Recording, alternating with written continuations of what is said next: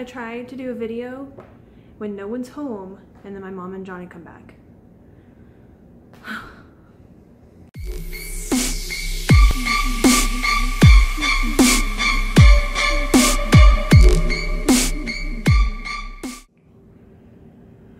I feel so awkward right now because I stopped filming because my mom and Johnny got home, and I was like, oh god, I can't let them see me filming.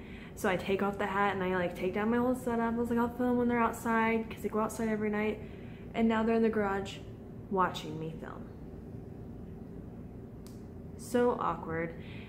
Anyways, oh, they're still watching me. I'm just gonna move back a little bit. Hopefully, oops, sorry, my hand's in the way.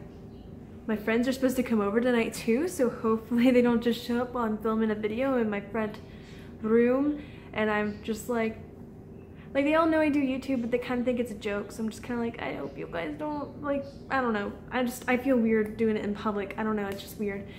Anyways, I am back. I'm wearing my Resident Evil, oh, ouch, sweatshirt and a witch hat. Why, you might ask? Because this is a Halloween video and I'm not doing my costume thing. I decided I think I'm gonna do something else I'm really excited about instead of the costume video. And I was like, what else am I gonna do with witch hat besides wear it in random videos? So that's what I'm doing. Anyways, guys, if you clicked on this video, it's because you guys wanted to see my do-it-yourself decorations. I worked really hard on all of them? Yeah, I think I worked really hard on all of them. The only one that I didn't work as hard on was the skull, like, floral arrangement thing. That is because, like, I had a different direction I wanted to go in with it, and then I had this caution tape, and I really wanted to use it, and I was like, I was originally gonna like cut off the top of the skull and then put the flowers in there. I've seen tons of pictures of those. But this was easier, this is more doable. This is probably more doable for the average Joe who doesn't want to take a hacksaw, handsaw, not hacksaw, a saw to a skull or anything like that. You could have bought the ones that are open, but this was like a do-it-yourself cheap. And so I have, I'll put the prices and show you guys everything that I'm doing in the video and probably in the description. But I try to keep each project under $10. I think one of them might have went over just a little bit, but that's because of the pumpkin cost. And I decided to do 2 pumpkins. It was a really strange thing, but I really love like the little jars that I made and if I don't know. Anyways, I'm just gonna cut to the video. You guys can you know, look at each one and decide which one you like the best, but the little jar ones were my favorite because I thought the jars were just cute. I'll be doing a voiceover describing everything that I'm doing, and yeah, so on to the video. Bye! Alright, voiceover time. It's really good idea that I double checked this before filming because it was recording with my webcam mic, and that is no bueno. Anyways, this is my mom's cat. I thought she was perfect because, you know, black cats are a symbol of Halloween, so I included the footage, and then I was like, hey, pose with this pumpkin. She's like, nah, no. Anyways, the first thing you're gonna need is a pumpkin. I got this for $6 at Target. The next thing you're gonna need is a couple containers, 2 of them. They're $1 together. And any kind of red paint. I chose wine. It wasn't exactly the best choice. It came out really dark. Oh, and you don't need the torch. Anyways, choose like red apple instead of wine on the color. And the torch is completely optional. If you guys want to, you know, you can use a hairdryer to have the same effect, or you can just let it dry the way it is. But I was filming the video and I wanted it to dry quick, so I used my torch. Here, all I'm doing is putting that paint in the container. I'm going to add water to make it a fluid paint. And until I get to the right consistency, that way I can just, you know, tip it and pour it over the pumpkin and try to make it look like blood splatters and stuff. It takes a little bit. You want to add a little bit of water at a time to the paint. You don't want to overload it with too much water. And then you just want to test it and see how it flows through the container. This took me like 3 or 4 tries, but once you get the feel for it, it might have been easier to put it in a solo cup. So if you're not used to doing fluid painting, solo cups would be better. That way you can literally see the, you know, the fluidness and how it'll flow and all that kind of stuff. And yeah, so I am finishing it up here. I ended up adding some more red paint to it later, a brighter hue, because the wine did dry really dark and you couldn't really tell against the black pumpkin. Anyways, guys, this cost me approximately $7.50, and I hope you guys enjoyed it because I enjoyed making it. And there I am torching it. You can use a hairdryer, it's literally the same thing. And one close-up shot of it all bloody and all that kind of stuff. I really liked how it turned out.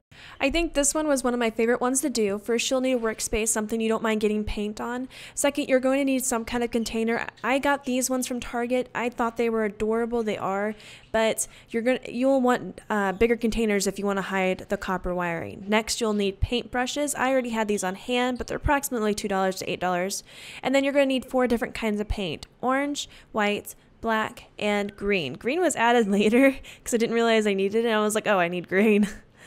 And there it is. All right. And then next you're going to need those copper wire lights, and the crown is optional.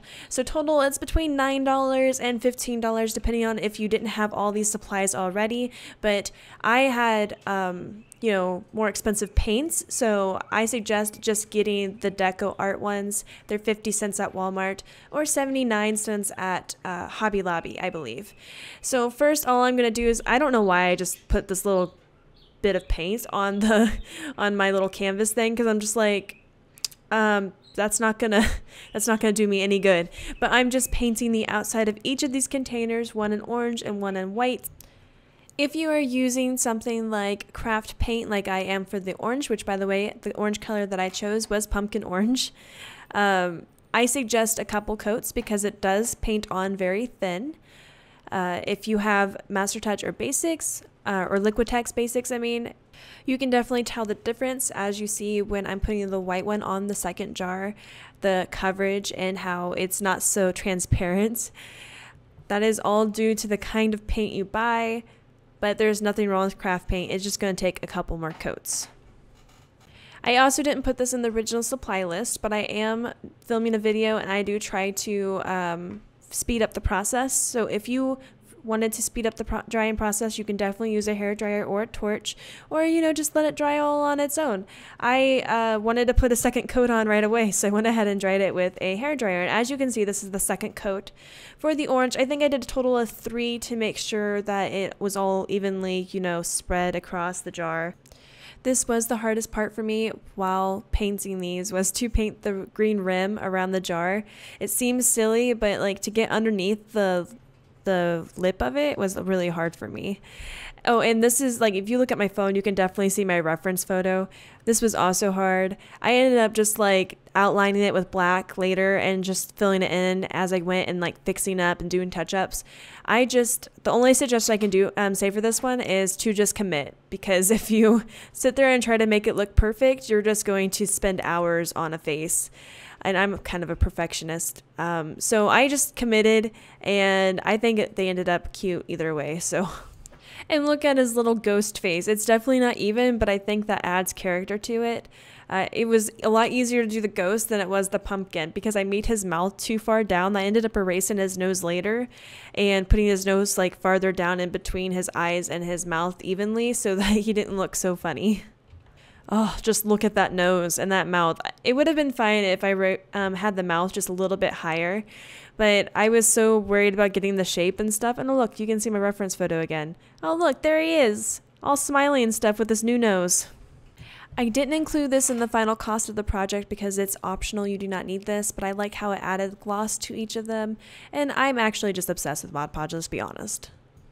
Next, all I'm doing is I'm taking a hot glue gun and I'm gluing the crown to the top, and then I'm taking the hairdryer and kind of melting the crown on top of him.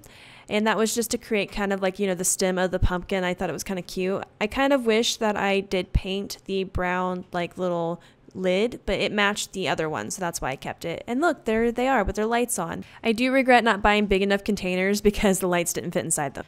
For this next one, you will need one skull. I got this one from the Dollar Tree. You'll need some caution tape if that is something you want to do, a container to put the flowers in, and some flowers. All of which cost me a total of $8, except for the scissors and the container because I already had them. I'm just assuming that you guys are going to be using your own stuff because it makes it cheaper. And if not, you could definitely go to the Dollar Tree and maybe spend tops $3 or $4 just to find what you need and what you want. This is all based on what you guys would like and what you want to do for yours, but this is what I did for mine. I liked how it turned out. So first I take this old container of mine and I just wrap around the caution tape. And it's mostly, like, I couldn't decide if I wanted to do it this way or caution tape the door, but I had caution tape left over, so I can still caution tape my door if I want to. But yeah, so I struggled really hard doing this. My only suggestion is to like tape down everything, put it in the place that you want it to be, because otherwise it moves around and it's kind of difficult. I ended up taping it after the video to tape it like more farther up and to, you know, not move around as much. And that was basically what I did. In the next clip, I take a pair of snippers that I already had at the house, and I'm basically just snipping off the flowers from the stem because they came all in one. You don't have to do that. I didn't do that for the red and the purple. I just kind of entwined them. And then, oh, I struggled so hard with this because the skull kept popping out. But I basically just entwined the red and the purple flowers, and then I took the black ones I had cut off already and I put them underneath the skull head to make it look like he's just sitting on the black flowers. I then went ahead and took the spider, not in this clip, but in a little bit. I took the spider and I wanted him to kind of like crawl on his eye, so I put it in there like it was on top of his eye, and you'll see that here in a second. I actually had to redo the whole arrangement after I was done because my cat knocked it over and everything went on the floor and I couldn't remember how I had it. So in the final shots videos that you guys are going to see, it doesn't look like this anymore, which I really liked how it turned out the first time. The second time was okay, but I was really disappointed that my cat I should have known my cat was going to knock it over, but she did. Anyways, that is this project. Very easy, very simple, very cheap, and it still is kind of spooky, so it goes along the whole, you know, the Halloween theme and things. For this one, I think it's best to use a white pumpkin, but you could use any color you want, just the colors show up a lot better on the white. Also, you need some sort of heat source, whether it's a torch or a hairdryer. I opted for a hairdryer towards the end of the video. You need a bowl, water, and a hot glue gun. And crayons. Crayons are important. You can choose any color of crayons that you want. I tried to choose Halloween colors, so I chose red and orange and purple and black and all that kind of stuff. And here's a little life hack, guys. If you ever want the paper off of your crowns with no issues, just fill a bowl of water, or fill a bowl with water and put the crowns inside it. Give it about 5-10 minutes and the paper just comes right off. It is such a time saver to do it that way. And that is what I'm doing in this video right now. After I take all the paper off of them, I break them in half so that I have more crowns to work with, because I did not go with the full, you know, color spectrum. I just chose a few crowns from the box, and I only think I had like 8 or 9 or something like that. Next, I am going to hot glue them to the pumpkin. Warning though, if you're using a hairdryer, make sure that it is on low heat, because you will start to melt the hot glue down and it will start to, you know, like make the crowns fall off. Try to keep the hairdryer so high because it will melt the hot glue, like I said, and the crowns will fall off. And if you have it a little bit higher where the heat is not exactly on the crown or on the hot glue, they'll eventually fall off, but not as quick. I had that issue like almost like the first crown that started melted just like kind of melted right off, and I was like, no, get back on there, what are you doing? Anyways, I did speed up these next few clips because obviously this one, I think this is the project that took me the longest. I probably spent about an hour on it. I think it turned out really super cool though. And this is me hair drying it. I think my favorite part was watching the colors just kind of like melt off. But another thing to note is that if you are doing this project and you want to put your pumpkin, your finished pumpkin, in direct sunlight, whether it's next to a window or maybe even outside, the wax will start to melt also. Anyways, this is the finished product, well, pretty much after it's all melted. And I did add a few things to it, but you guys will see that in the final shots. And these are the final shots of everything that I created today in this video. I hope you all enjoyed them and thought they were interesting and creative. Here are my jars. I love them. I also have them lit up. I just think they're so cute. I also added a couple touches to the other pumpkins. I did add a knife to the black pumpkin and kind of made it look like it was bleeding a little bit more, and I kind of like that. And then the crown pumpkin, I hot glued flowers all the way around it, and I thought it added a nice little touch. Both of these extra steps are completely optional, but I liked how they turned out. Alright guys, hopefully you enjoyed my 3 or 4 projects. I think it's 3, but there might end up being 4 because on Saturday I might have ended up doing an extra one. Anyways, I hope you all have a fantastic day. Hope these decorations inspired you guys to make your own stuff with your kiddos, or even just for you in general if you love Halloween like me and just want to decorate for everything.